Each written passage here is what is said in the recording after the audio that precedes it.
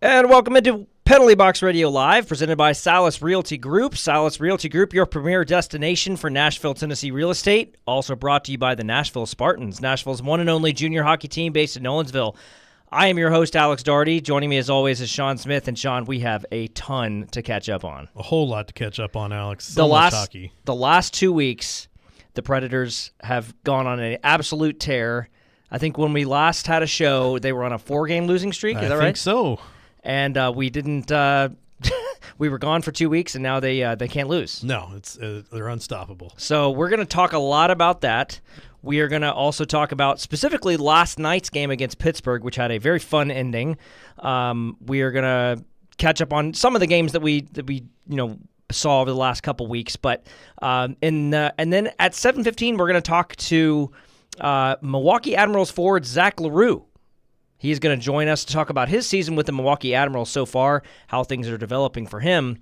I do want to mention real quick, it is a little bit of an abbreviated show this evening.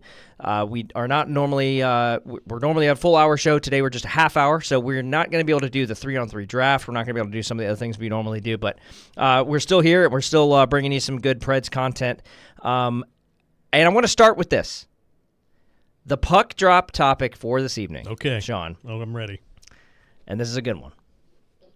If the Preds' 6-game winning streak ends tomorrow night to the John Hynes coached Minnesota Wild team, what is an appropriate reaction? Or maybe what is your reaction going to be if the Preds' 6-game winning streak is ended by none other than John Hynes?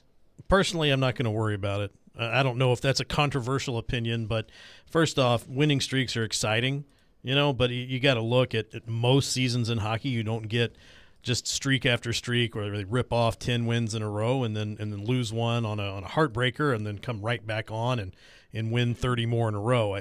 Number one, if they lose, okay, big deal. Number two, if it's to John Hynes, I think we're all aware that a new coach taking over a team by a second game is going to have a very minimal impact on that team. So I don't know, yes, John Hynes will be behind the bench, but John Hynes is also behind the bench for his first Predators game when Yakov Trenin broke Zdeno Chara's jaw. I don't think you're going to give Hynes credit for that. That's just what happened on the ice while he was observing.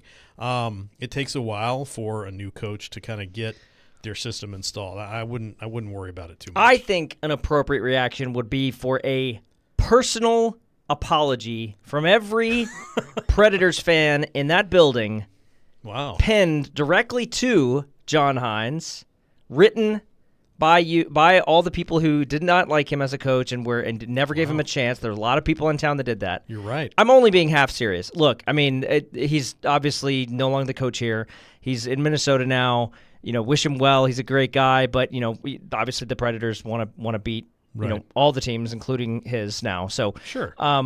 But I do think that there's a little bit of going to be a little bit of extra juice, particularly by him. I think coaching in this building against Nashville on Thursday. Sure, and I'll tell you too. You talk about extra juice. The fans on Facebook are fired up, Alex. Yeah, there are massive plans to say he sucks really loud. It's going to be when they announce John Hynes. They cannot wait. So much has happened in 2 weeks. I mean, it's pretty wild to talk about how much has happened. I mean, let's just kind of let's try to do a quick rundown because we don't have a ton of time, so I want to get through some of this really quickly. Okay. The first win that happened after our last show, the 4-2 win over Chicago, that was Cole Smith outscoring Connor Bedard. That was the highlight of that game, right? Definitely. Cole Smith better than Connor Bedard. 100% accurate. That's right.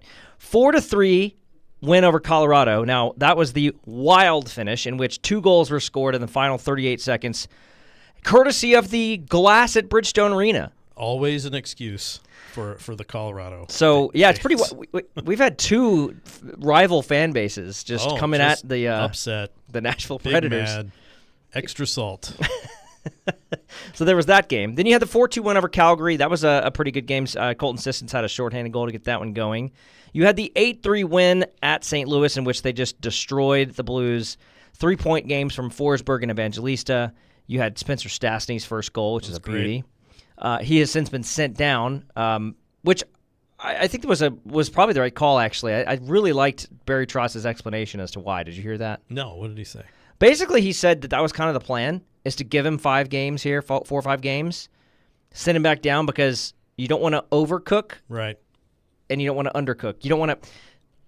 You don't want a guy to spend too much time up here and then start getting frustrated and lose a little bit of that confidence. Sure. So we knew he got the confidence when he's up here. Now Stastny's going to go back down to Milwaukee and crush it, right? Tear it up. So I think that makes sense. And they had to do something. They had 8 defensemen, and they were rolling 7 defensemen out there for the lineup, but still someone was getting sat. Dante Fabro. It was wild. So that makes sense. And then you had the 3-2 win over Winnipeg. That one was a little hairy because they led 3-0. You had Michael McCarron with just some athletic plays, just pure athleticism from Michael McCarron, I thought. Excellent work from him. The tip goal.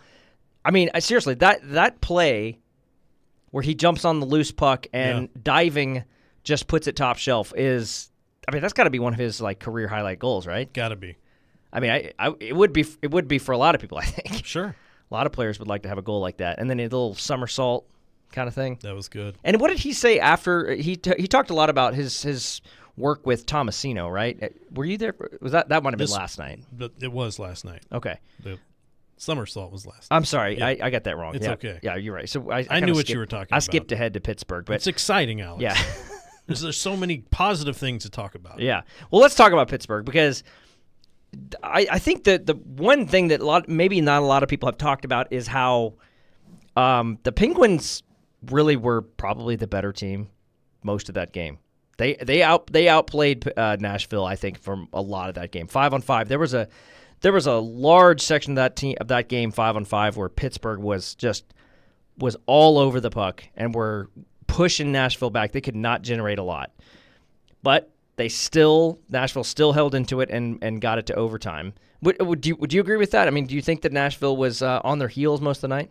I don't know if on their heels is the right way to describe it, but I feel like they definitely had to do a lot of work in the defensive end to just keep it out. And they had to work really hard to get the puck out of the zone. Yeah. And again, also work really hard to get set up in their own zone. Yeah. And then comes the overtime. And 14 seconds into overtime, Philip Forsberg takes it up the ice. Ryan O'Reilly just trying to stay onside. Some incidental contact. Nothing more. Philip Forsberg scores his 12th goal to win the game. But, man, people were mad. A lot of Pittsburgh Penguins fans were upset in the comments about that play. Look, I mean, I think there's if I'm being honest, a little bit of an interference. But if you watch the play again, Erik Karlsson holding his stick for sure. Rips the stick out of his hand. So there were multiple calls you could have made on that play. And if you watch it again, I don't even know that if the way Forsberg was coming through the zone, I don't know that if he hadn't if Ryan O'Reilly had not contacted, was it Malkin or Crosby that he got in the way of? Doesn't matter. One of the two.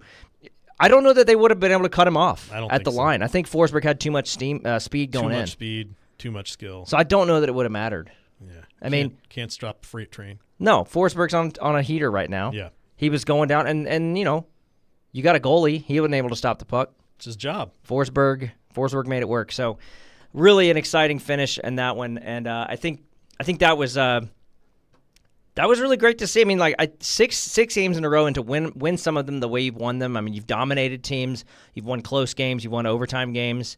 It's been a lot of fun to see. So and you've beat teams that have been very good teams. It's not like you're just playing the bottom of the standings here. So I think what's exciting, not just the fact that it's 6 wins in a row, you're also dealing with the fact that you're not just playing these pushover teams. It's not the San Jose Sharks every night. You're playing some teams like Colorado that aren't playing around this season. So I think it's an exciting time. Yeah, so we are going to have a lot of time to talk about that over the next several weeks, and we'll see if the Predators can continue that going. After the break, though, we are going to talk to someone in Milwaukee who has also had a good start to the season, and who we have not talked to on this show, but hopefully we can get him on today and also in the future. Zach LaRue is going to join us, 2021 first-round pick of the Nashville Predators.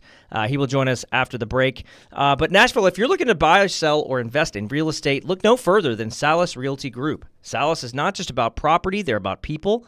They build long-lasting relationships that are about you, your needs, and your dreams.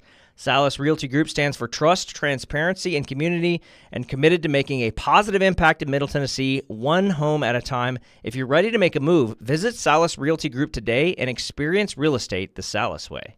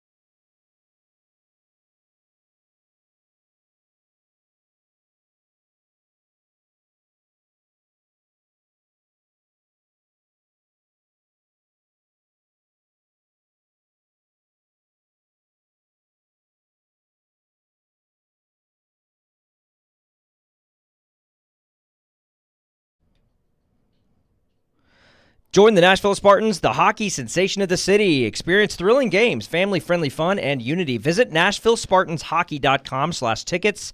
Select your game. Use the promo code PBR50 for an exclusive 50% discount when checking out. Don't miss the excitement. Be a part of Spartans hockey today. Welcome back to Penalty Box Radio Live.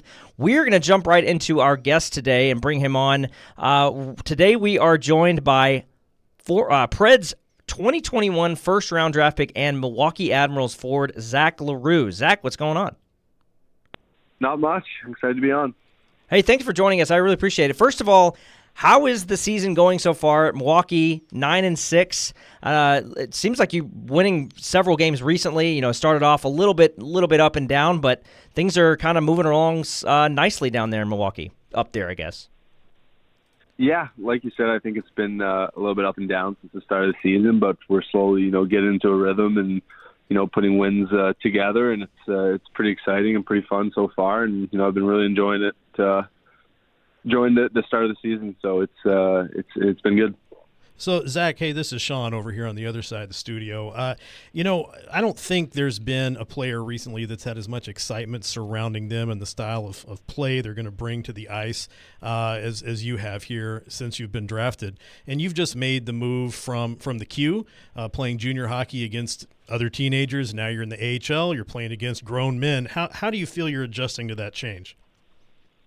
I feel like the adjustment's gone really well. I knew that it was going to be a challenge. Like you said, it's no longer, boys. You're playing against men now, and everything's quicker. It's harder to get to the dirty areas of the game and to play my style. It's everybody kind of had a question mark on how I was going to do, and even for myself, I saw it as a challenge and something that I wasn't going to take lightly. So, I think coming into this year, I really had the good mindset, and whether it was Preds training camp or Milwaukee training camp, I think I really opened some eyes and showed that I was going to be able to play at this level. And I think so far everybody's been pretty impressed, including myself. Well, I'm definitely impressed over here, and I'll tell you, I think one of the things that really jumped out at Preds fans after you were drafted was that story that came out talking about the pre-draft meeting you had with the team where you made the statement, take anyone in the draft. If you put one puck in the corner, I'm going to get out with the puck. I'm going to win that battle. How has that mentality evolved since then? Yeah, it hasn't changed at all. I think it's, that same mindset that, no matter where I'm at on the ice, if there's a puck battle, anybody that comes at me, I'm going to make sure I come out of there with it and do anything I can to do so. But I just kind of want to make sure I'm, getting better every day, learning a lot, especially, with the coaching staff and some of the veteran players that we have here in Milwaukee are definitely, learning, what it is to be a pro and what it's going to take to get to the next level. So I think kind of applying all that with my hard-nosed mindset has been, good for my success.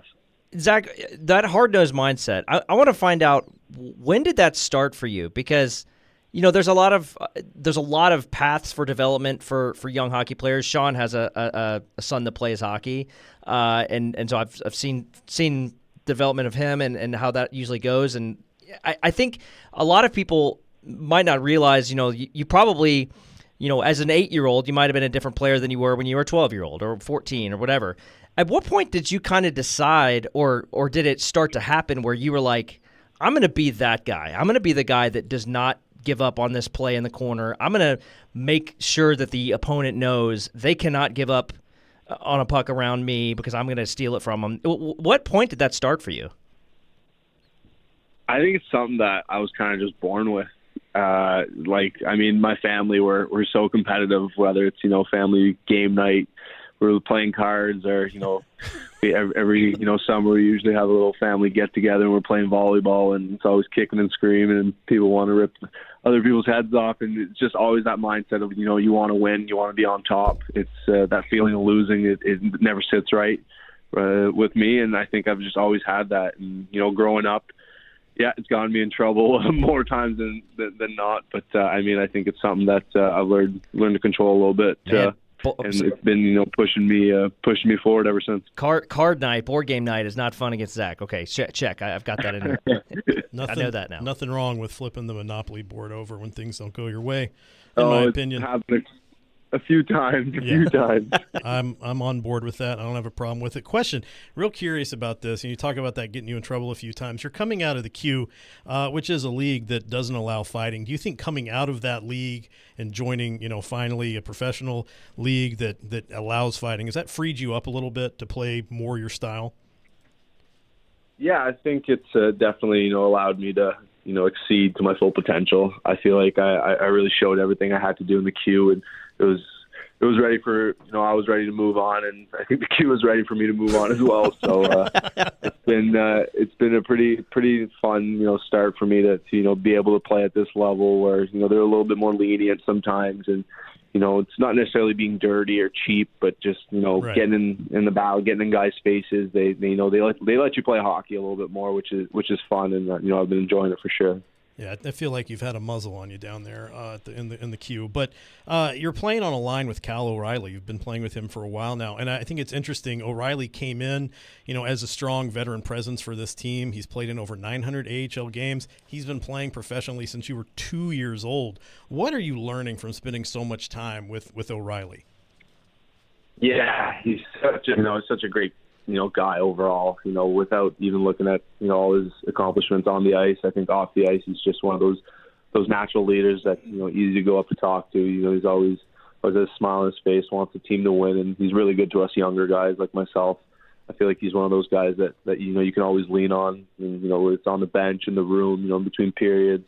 He has little adjustments, corrections for you. He means well, and you should probably listen to him because it'll just make you a better hockey player. So, he's definitely been one of those guys that kind of look up to so far, and hope to one day have a successful career like he has.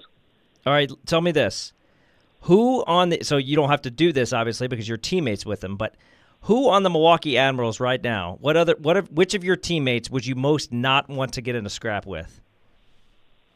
Ooh, that's a good question. I'm probably gonna have to say Navin Mutter. Okay. I've seen him. I've seen him throw a few punches, and I wouldn't want to get in the way of those. So I'm gonna have to say him. That's it. I like that answer. Yeah, he was scrappy when we saw you were up here with the prospect development camp, and he was there too. Yeah, he can get after it in the corners. That's for sure. Oh yeah, big time. We're running out of time, but I want to ask this. I don't know if you are familiar with what's going on here in Nashville with the Titans. They've got a quarterback who's become famous for his association with mayonnaise. You yourself are known to use a special condiment to deal with cramping, I believe. You still using mustard? Is that you kind of going looking for a sponsorship there? What's going on? I mean, I'm not going to be opposed to it, but yeah, I definitely still use it. No, it's not a thing that I pull out of my bag every game, but when the cramps come along and you need a little quick solution, it's my go-to. So we always have it on the bench. Our trainer George always carries it, so it's come in handy a few games so far this year. I had no idea about this. You didn't know that? No, all the kids on my son's team, we got to get some mustard now. Oh my gosh, wow, that's pretty cool. Hey, Zach, we really appreciate your time. Thank you so much. I know you got some time off before your next game, but thank you so much for your time and talking with us today. Appreciate it. Thanks for having me. Appreciate it. Yep. Good luck the rest of the way. Man, about mustard. I did not know about this. Didn't know that. That's pretty wild. I had no idea that was a thing.